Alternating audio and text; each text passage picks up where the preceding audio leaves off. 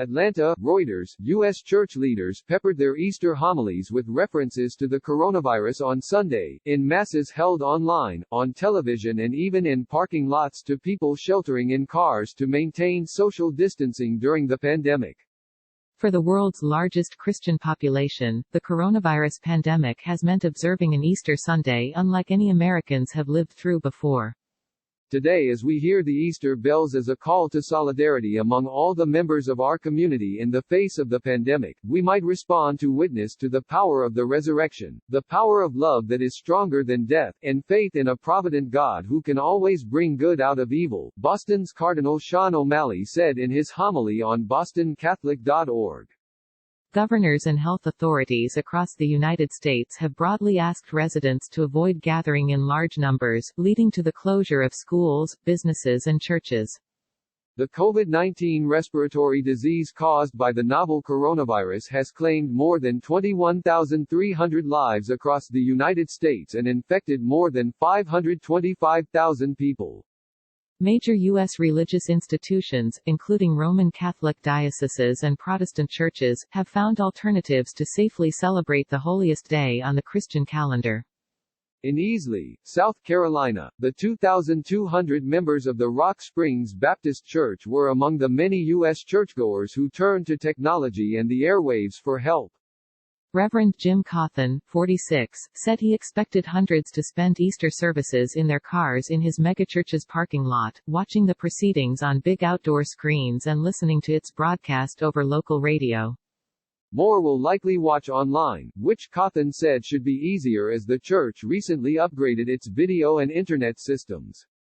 Just prior to this all going crazy, we were already set up, Cawthon said. It's all about the cross and celebrating Easter even in a pandemic.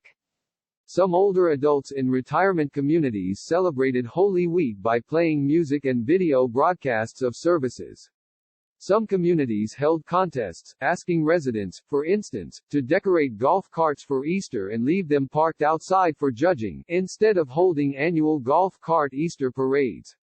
Curtis James, a youth pastor at the Tate Springs Baptist Church in Arlington, Texas, dreamed up the idea of holding a safe Easter egg hunt for children with the online video game Minecraft.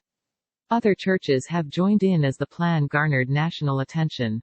The Home Moravian Church in Winston-Salem, North Carolina, has held a sunrise Easter service for almost 250 years, weathering even the Revolutionary and Civil Wars, as well as the two World Wars. But for the pandemic, the service was cancelled. It was to be replaced by an online and locally broadcast service with just a preacher and few choir and band members providing music.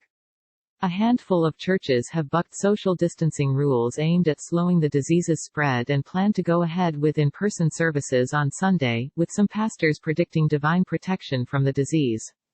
Most Catholic dioceses across the United States shut down all such live services, however.